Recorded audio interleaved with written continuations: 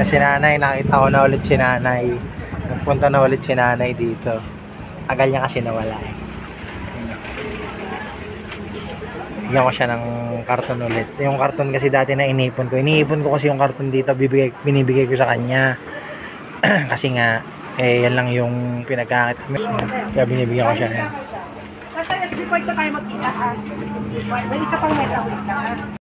Kami din naghanap sa inyo. Tagal nyo kasi nawala eh. Kahit ako hinahanap kita eh. Kasi ang dami kong ang karton. Sabi ko, ba't kaya hindi na pupunta si nanay? Pati yung pati yung nagtitinda dito ng pagkain, hinahanap ka. Sabi, ba't hindi ka ng araw nakikita? O yan.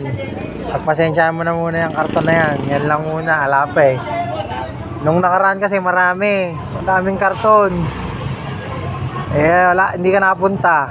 Kinukuha nung isa.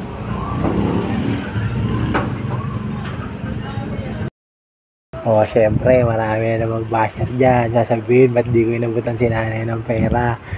Kumita naman ako sa pagtinda ng tambay cup. Hindi na po dapat ipaalam yun kung nag-aabot ako, hindi. Tsaka yung kinita ko, pinambayad ko na po ng iba sa utang at saka pinambili ng gatas diaper.